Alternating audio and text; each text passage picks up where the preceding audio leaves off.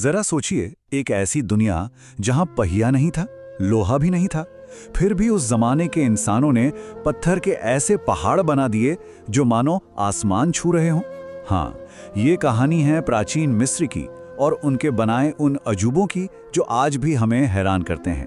तो सबसे बड़ा सवाल यही उठता है ना कि आखिर बिना पहिए, बिना लोहे के औजारों के और आज की जैसी मशीनों के तो बिल्कुल बिना, उन्होंने ये सब किया कैसे?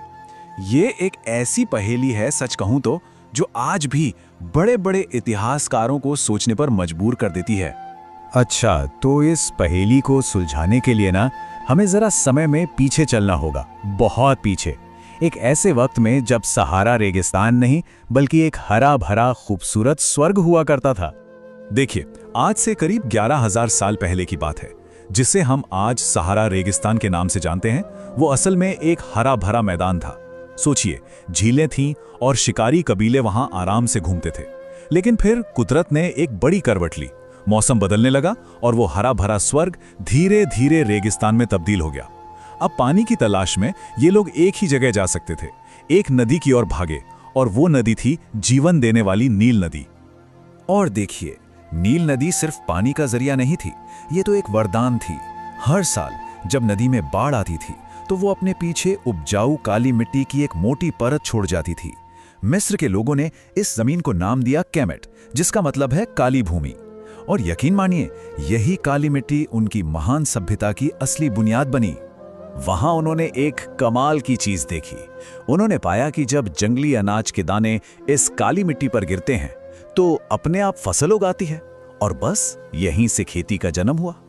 फिर उन्होंने नहरें खोदकर बाढ़ के पानी को काबू करना सीख लिया, उसे अपने खेतों तक पहुंचाना सीख लिया। ये पहली बार था जब इंसान ने कुदरत को अपनी मुट्ठी में किया था। सोचिए, ये कितना बड़ा बदलाव रहा होगा। जो लोग कल तक शिकार के लिए भटक रहे थे, अब वो एक जगह टिक कर बस गए। मिट्टी और गारे के घर बनने लगे, छोटे छोटे गांव बसने लगे, और जानवरों को भी पालतू बनाया गया। अब उनके पास गेहूं और जौ की फसल थी, जिससे रोटी और बियर बनने लगी, जो उनके रोज के खाने का एक अहम हिस्सा बन गई। सच में एक पूरी की पूरी नई सभ्यता जन्म ले रही थी। लेकिन ये अनाज सिर्फ पेट भरने के काम नहीं आ रहा था, नहीं, ये अब दौलत और ताकत का एक नया जरिया बन चुका था। और इसी दौलत ने इन छोटे छोटे गांवों को एक बहुत बड़े, एक महान साम्राज्य में बदल दिया। पर होता क्या है कि दौलत अपने साथ खतरा भी लाती है। अनाज के भरे पूरे गोदामों पर अब लुटेरों के हमले होने लगे। तो अपनी रक्षा के लिए लोगों ने क्या किया? उन्होंने अपने गांव के चारों ओर बड़ी बड़ी दीवारें खड़ी कर दी, और इस सुरक्षा के बदले में उन्होंने अपनी थोड़ी आजादी शासकों के हाथ में दे दी, जो उनकी रक्षा करने का वादा करते थे। और फिर लगभग 3100 ईसा पूर्व में एक शासक आया जिसका नाम था राजा नारमर। उसने बिखरे हुए ऊपरी और निचले मिस्र को एक किया, और इस तरह दुनिया के पहले महान साम्राज्य की नींव रखी गई।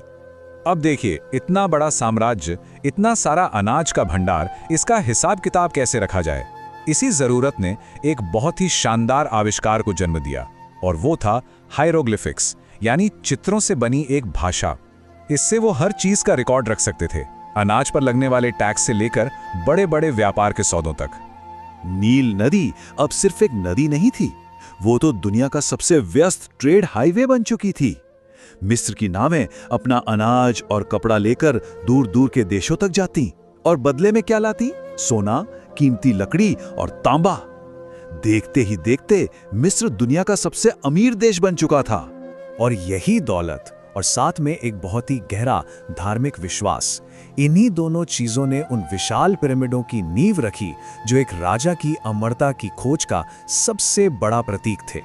देखिए, शासकों ने लोगों में यह विश्वास बना दिया था कि फराओ कोई आम इंसान नहीं, वो एक जीवित देवता है, और मरने के बाद वो अपना शरीर छोड़कर सीधे सूर्य देवता रा से जा मिलता है।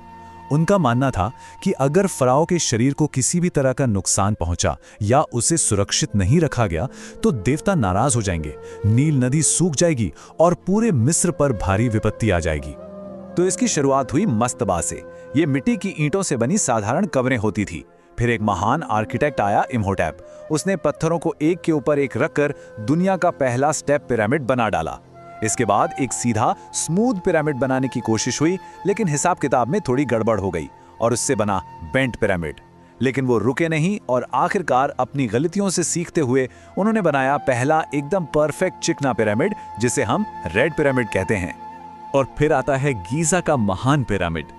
ये इंजीनियरिंग का एक ऐसा नमूना है जो आज भी दिमाग को चकरा देता है। जरा आंकड़े सुनिए, इसे बनाने में 23 लाख से भी ज्यादा पत्थर लगे। इसकी ऊंचाई 481 फीट थी और कुछ पत्थर तो 50 टन से भी ज्यादा वजनी थे। सोच सकते हैं? ये सिर्फ साइज में ही बड़ा नहीं था, इसकी बनावट एकदम परफेक्ट थी। इसका बेस यानी आधार पूरी तरह से लेवल पर है और ठीक उत्तर दिशा की तरफ है। वो 50-50 टन के भारी पत्थर 800 किलोमीटर दूर से लाए गए थे और उन पत्थरों को इतनी सफाई से जोड़ा गया कि उनके बीच आज भी एक ब्लेड तक नहीं जा सकता। तो इतनी मेहनत, इतनी जबरदस्त इंजीनियरिंग, इसके बाद जब ये बनकर तैयार हुआ तो सवाल उठता है कि अंदर क्या मिला। और यहीं से ये कहानी और भी ज्यादा रहस्यमयी हो जाती है।